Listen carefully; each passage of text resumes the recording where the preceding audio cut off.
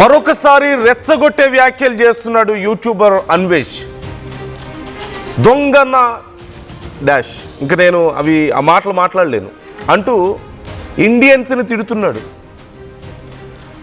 మన తెలుగు వాళ్ళని తిడుతున్నాడు. మీరు డాష్ డాష్ డాష్ అంటూ తిడుతూ థాయిలాండ్ చూడండి, థాయిలాండ్ని భారత్తో కంపేర్ చేస్తూ దేశం అంటే థాయిలాండ్, నీట్నెస్ అంటే థాయిలాండ్, పర్ క్యాపిటల్ ఇన్కమ్ అంటే థాయిలాండ్, గ్రేట్నెస్ అంటే థాయిలాండ్ అంటూ ఇండియాని అనకూడని మాటలు అంటున్నాడు. He's comparing in everything with Thailand, ఇండియాని. థాయిలాండ్లో అయితే అమ్మాయిలు చాలా సేఫ్గా ఉంటారట ఏ దేశం నుంచి వచ్చినా, కానీ భారతదేశానికి అన్ని దేశాల టూరిస్టులని భారతీయులు అత్యాచారాలు చేశారంట, రేపులు చేశారంట. ఇండియాలో అఘాయిత్యాలు జరుగుతూ పోతున్నాయంట. పిచ్చి కూతలు కూస్తున్నాడు.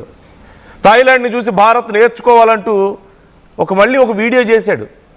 నేను ఇలాంటి వీడియోలు చేస్తూనే ఉంటా, మీరు ఏం చేసుకుంటారో చేసుకోండి, మీరు ఎన్ని కామెంట్స్ పెట్టుకుంటారో పెట్టుకోండి, I will do more videos like this అంటూ చెప్తున్నాడు. నేను ఇలాంటి వీడియోస్ ఇంకా అంటే ఇంగ్లీష్లో చెప్పడు అతను, పెద్దగా రాదు, సో తెలుగులోనే ఇలాంటి వీడియోస్ ఇంకా నేను చేస్తూనే పోతానని చెప్తున్నాడు. ఈ విషయానికి సంబంధించి ఇప్పుడు చాలామంది చాలా సీరియస్గా రియాక్ట్ అవుతున్నాడు. అన్వేష్ ఇండియాకు వస్తే ఇక ఉంటాయి పరిస్థితులు ఎలా ఉంటాయో అతను ఊహించుకోలేడు. నిన్న మనతో కాలర్స్ కూడా కొంతమంది మాట్లాడారు, కాలర్స్ నాతోనే మాట్లాడారు.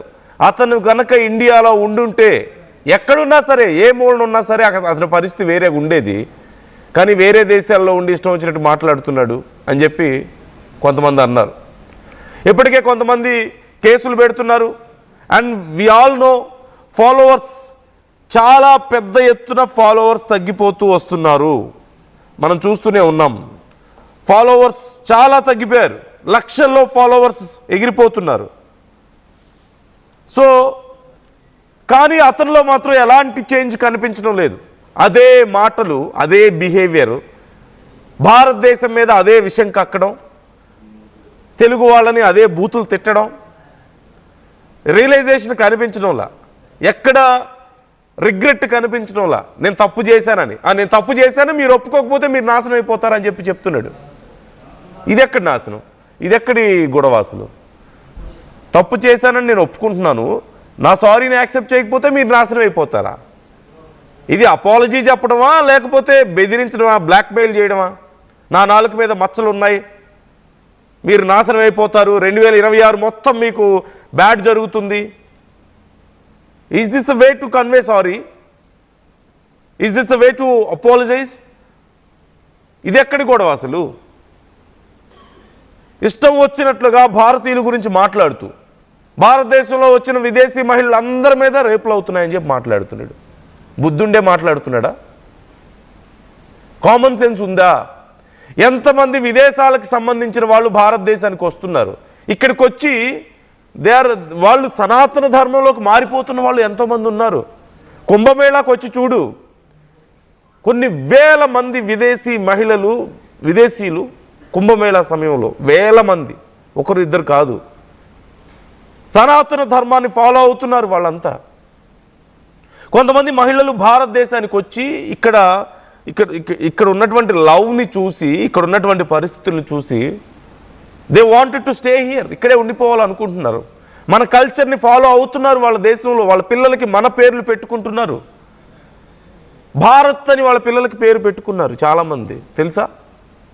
ఇండియా అని పేరు పెట్టుకున్నారు. We all know very famous cricketer, వాళ్ళ డాటర్కి పెట్టుకున్నారు పేరు. అంటే 100% మంచి ఎక్కడైనా ఉందా? నువ్వు చెప్తున్న సో కాల్డ్ థాయిలాండ్లో ఎక్కడ ఏం లేదా? డ్రగ్స్ లేవా అక్కడ లేవా సమస్యలు? అక్కడ వైలెన్స్ లేవా? ఇక మసాజ్ పార్లర్ పేరుతో జరుగుతున్నటువంటి ఎన్నో ఉన్నాయి. ఇంక నేను అంటే వాళ్ళ జీవనాధారం మీద తప్పుగా నేను ఎక్కడ మాట్లాడడం నా ఉద్దేశం కాదు, కానీ మంచి చెడు అనేవి అన్ని చోట్ల ఉంటాయి. కేవలం చెడును మాత్రమే చూస్తే, చెడు బుద్ధున్నోళ్ళు చెడును మాత్రమే చూస్తారు. He need Indian follower. భారతదేశంలో ఉన్న ఫాలోవర్స్ కావాలి, భారతదేశంలో ఉన్న సబ్స్క్రైబర్స్ కావాలి, వాళ్ళే గంటలు అతని వీడియోస్ చూడాలి, వాళ్ళ దగ్గర నుంచే డబ్బులు రావాలి, మళ్ళీ వాళ్ళకే సోది నీతులన్నీ చెప్తారా? ఏం వచ్చి చేయొచ్చుగా, భారతదేశంలో మురికి పేరుకుపోయింది దా వచ్చి క్లీన్ చేయి. Why don't you come here? నీ దేశం కాదా? ఈ దేశం మీదనే కదా సంపాదించుకుంటున్నావు. మురికి పేరుకుపోతే వచ్చి క్లీన్ చేయి, నువ్వు కూడా ట్రై చేయి. పక్కన అక్కడెక్కడో కూర్చొని నీతులు చెప్పడం కాదు, అంతకంటే 100 ఇక్కడ బాగా చెప్పేవాళ్ళు ఉన్నారు. నోటికి వచ్చినట్లు బూతులు మాట్లాడడం. ఒక 14 ఏళ్ల పాప మీద, ఇక నాకు చెప్పాలంటే ఆయన సిగ్గేస్తుంది, ఒక 14 ఏళ్ల పాపను నేను అది చేశాను ఇది చేశానని చెప్పి మాట్లాడుతున్నాను, డబ్బులు ఇచ్చానని చెప్పేసి. ఏం కేసులు పెట్టాలి? ఏం మనిషి అసలు? నోరు తెరిస్తే బూతులు. కేవలం ఎనీథింగ్ మంచి చెప్పినా సరే దాంట్లో కూడా కేవలం పబ్లిసిటీ, వ్యూవర్షిప్, ఫాలోవర్స్, సబ్స్క్రైబర్స్, డబ్బులు. ఇదే నేను అతను చెప్పాడు, నేను ఎక్కడ ఎప్పుడు బెట్టింగ్ యాప్స్ నేను ప్రమోట్ చేయలేదు అని చెప్పేసి చెప్పాడు. వెరీ గుడ్, చేయకూడదు అన్నాడు, అది గుడ్. కానీ బెట్టింగ్ యాప్స్ చేసే వాళ్ళని పచ్చి బూతులు తిడుతూ, వాళ్ళ ఇంట్లో వాళ్ళని తిడుతూ, వాళ్ళ మదర్స్ని, డాటర్స్ని, సిస్టర్స్ని పచ్చి బూతులు తిట్టి వాళ్ళని పర్సనల్గా టార్గెట్ చేసి, what kind of mentality it is? అంటే ఇక్కడ ఫోకస్ బెట్టింగ్ యాప్స్ గురించి కాదు, ఫోకస్ అంతా ఆ విషయాన్ని ఉపయోగించుకొని ప్రజల్లో ఏదో ఒక ఎమోషన్ని రైజ్ చేసి వాళ్ళందరినీ పెద్ద శత్రువుల్లాగా, వాళ్ళు టెర్రరిస్టులు అన్నాడు, దేశ ద్రోహులు అన్నాడు, వాళ్ళు పెద్ద క్రిమినల్స్ అని చెప్పేసి అన్నాడు. వాళ్ళు మనలాంటి మనుషులే, సరే వాళ్ళు మధ్యతరగతిలో ఉంటారు, వాళ్ళకి కష్టాలు ఉంటాయి, తెలుసో తెలియకో చేశారు, వాళ్ళు తప్పు చేశామని ఒప్పుకున్న తర్వాత కూడా వాళ్ళని నానా టార్చర్ పెట్టాడు. ఇప్పుడు మాత్రం ఇతను సారీ చెప్పిన వెంటనే మనందరం యాక్సెప్ట్ చేసేయాలంట, చేయకపోతే నాశనం అయిపోతామంట, నాలుక మీద మచ్చలు ఉన్నాయంట. వచ్చి ఆ మాట ఇక్కడికి వచ్చి చెప్పు ఒకసారి. ఆ మాట భారతదేశంలో అడుగుపెట్టి ఒకసారి చెప్పి చూడు. You'll get to know what is real Bharat. అక్కడి నుంచి చెప్తున్నావు కదా, భారతదేశం అంటే మురికి ఉంటుంది, భారతదేశం అంటే నిరుద్యోగులు ఎక్కువ మంది ఉన్నారు, పని పాట లేని వాళ్ళు ఎక్కువ మంది ఉన్నారు, హీరో ఫ్యాన్స్ అందరూ వేస్ట్ అని చెప్పి మాట్లాడుతున్నావు కదా. ఇక్కడికి వచ్చి చెప్పు ఒకసారి నీతులు. డబ్బులు సంపాదించుకొని ఈ జనం, ఈ ప్రజలు చూసిన వ్యూస్ మీద, వీళ్ళ మీద డబ్బులు సంపాదించుకొని ఇప్పుడు వీళ్ళనే వేస్ట్ అని చెప్పి మాట్లాడుతున్నావు. What kind of mentality you are? What kind of personality you are? అసలు ఇంతకంటే దారుణం ఇంకేదైనా ఉంటుందా? ఏం చేయాలి ఇతన్ని? ఇప్పటికే గరికపాటి గారి నుంచి మనం చూసాం, నిన్న ఒక పోస్ట్ కూడా వచ్చింది గరికపాటి గారి అఫీషియల్ పేజ్లో. కేసు పెడతామని చెప్పి కూడా చెప్తున్నారు. ఈ విషయంలో ఖచ్చితంగా చట్టబద్ధంగా వ్యవహరిస్తాం, చట్టపరమైన చర్యలు ఉంటాయని చెప్పి చెప్తున్నారు. అలాగే సీతమ్మ తల్లి మీద, ద్రౌపది మీద అతను చేసినటువంటి వ్యాఖ్యల మీద చాలామంది సీరియస్ అయ్యారు. కేసు కూడా పెడతామని చెప్తున్నారు. ఇక్కడ కేసులు పెట్టారు, ఇప్పటికే నమోదు చేశారు.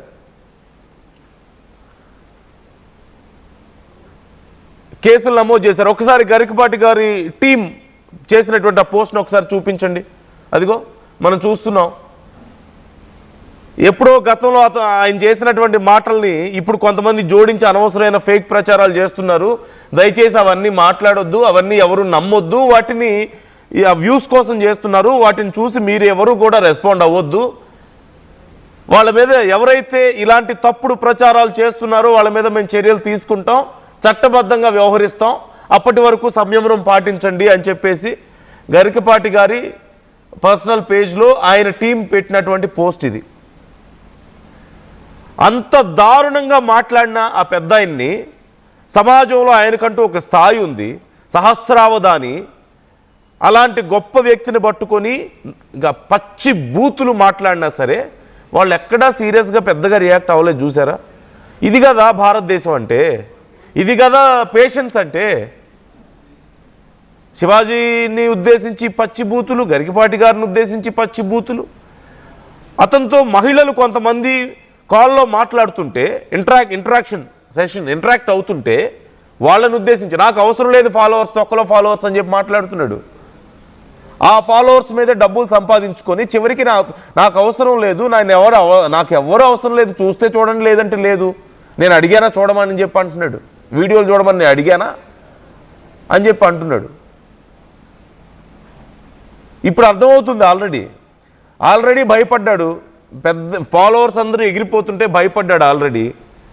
ఇప్పుడు మళ్ళీ ఒక మేకపోతు గాంభీర్యాన్ని చూపించే ప్రయత్నం చేస్తున్నాడు.